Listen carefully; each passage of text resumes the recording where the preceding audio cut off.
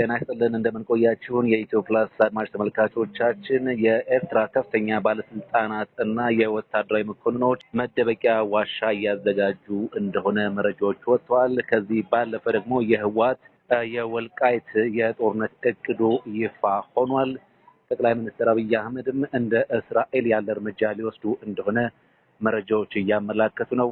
እነዚህን ጉዳዮች በተመለከተ እንደተለመደው ከጋዜጠኛ ዘሩባቤል ጋር አጠር ያለ ቆይታ እናደርጋለን።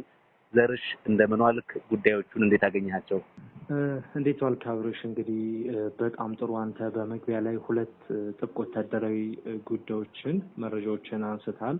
አንደኛው ሁመራ ወልቃይትን የሚመለከት፣ ሁለተኛው ደግሞ ይሄ ከዚህ ከአሰብ ጋር ተያይዞ ኤርትራን የሚመለከተው ጉዳይ ነው።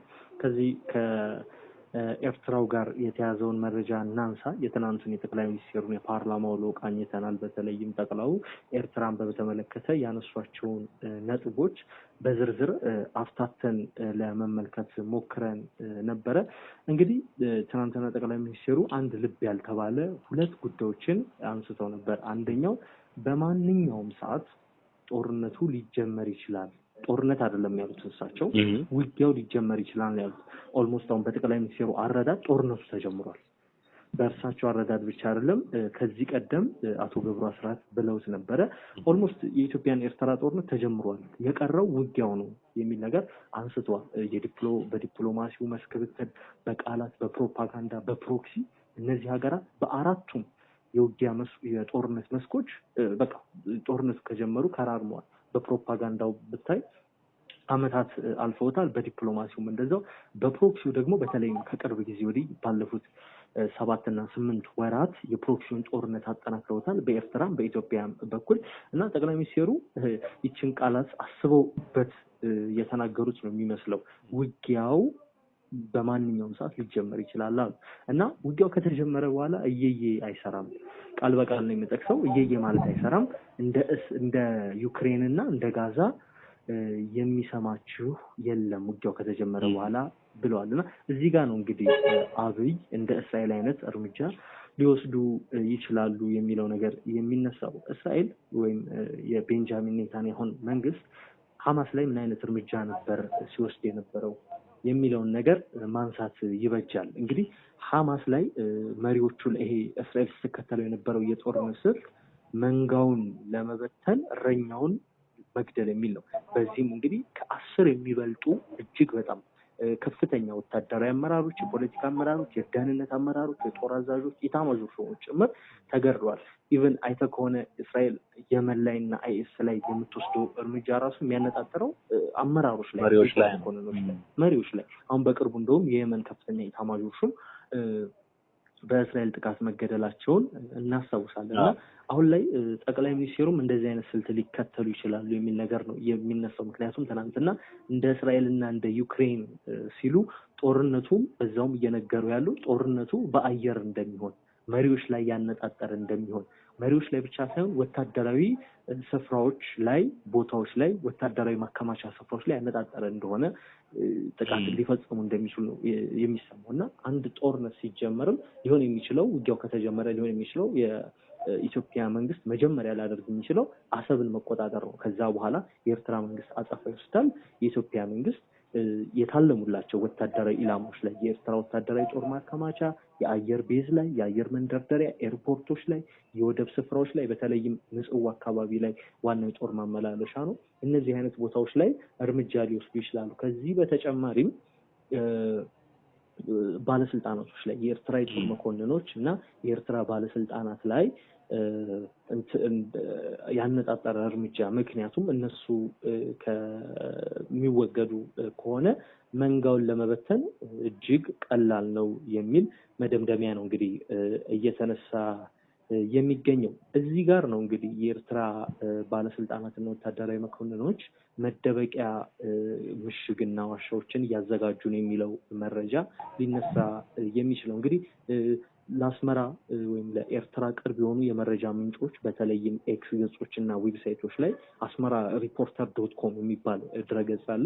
እዛ ድረገጽ ላይ እንደወጣው መረጃ ከሆነ በተለይም ባለፉት ሳምንታት የኤርትራ ባለስልጣናትና አመራሮች መደበቂያ ዋሻዎች እንደዚሁም ደግሞ ምሽጎች እንዲዘጋጁ ትዕዛዝ መስጠታቸውን ነው መረጃዎች የሚጠቁሙት። ይሄ የሚያሳይ በቃ ፕሬዚዳንት ኢሳያስ አፈወርቂ እንዲህ አይነት እርምጃ በኢትዮጵያ በኩል እንዲህ አይነት እርምጃ ሊወሰድ እንደሚችል አውቀዋል። ምክንያቱም አሁን ጠቅላይ ሚኒስትሩ በተደጋጋሚ ትናንትም ሲሉት የነበረው ነገር አለ።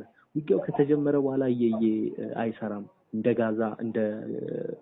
ጋዛና እንደ ዩክሬን የሚሰማቸው የለም ሲሉ በአየር ነው ጨዋታው እያሉ ነው። እንደ ድሮ ተራራ መቧጠጥ፣ ምሽግ መቆጣጠር፣ ምሽግ መደርመስ አይደለም።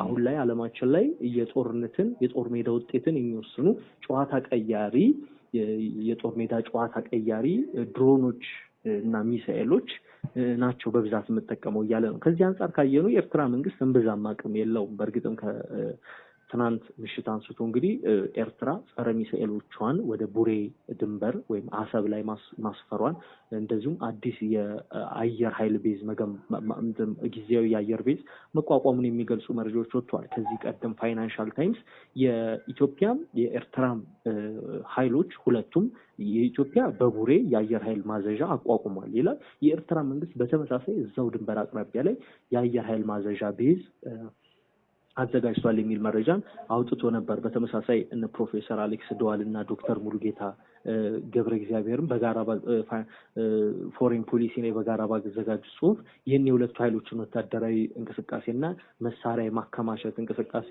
አስፍረውት ነበረ እና አሁን ላይ ጸረ ሚሳኤሎቹን እያንቀሳቀሰ ነው። በእርግጥ እነዚህ ጸረ ሚሳኤሎች የኢትዮጵያን ሽንጣም ተምዘግዛጊ ሚሳኤሎች መቋቋም ይችላሉ የሚለው እንግዲህ ምናልባት ውጊያው የሚቀሰቀስ ከሆነ አብረን የምናየው ነው የሚሆነው።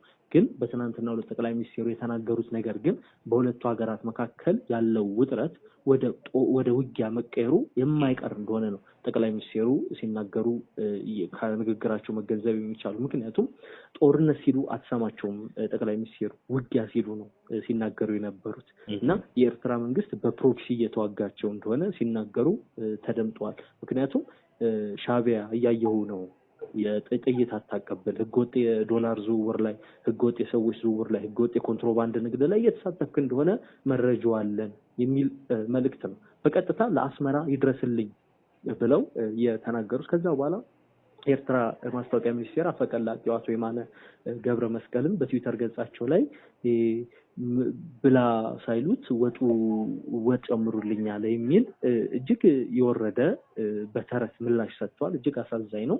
እንግዲህ አሁን ላይ በእርግጥም የኤርትራ መንግስት እንደፈራ የትላንትና የጠቅላይ ሚኒስትሩ ንግግር ይናገራል። ምክንያቱም እንዲህ አይነት ትልቅ በእርግጥም ውጊያው የሚቀሰቀስ ከሆነ ትልቅ መዓት ይወርድብኛል ብሎ አስቧል። ይህን ተከትሎ ነው እንግዲህ ዋሻዎችን መደበቂያ ምሽጎችን እያዘጋጀ የሚገኘው። እንግዲህ ወደ ቀጣው የምናመራው ከዚሁ ጋር አሁን ባለፈው ለማንሳት ሞክረናል። ምናልባትም በአሰብ ስንጠብቅ በሁመራ ውጊያው ሊቀሰቀስ ይችላል የኢትዮ ኤርትራ ብለን ነበረ እና ይሄንን ምናልባት አሰናስሎ አያይዞ ማየት የተሻለ ይሆናል።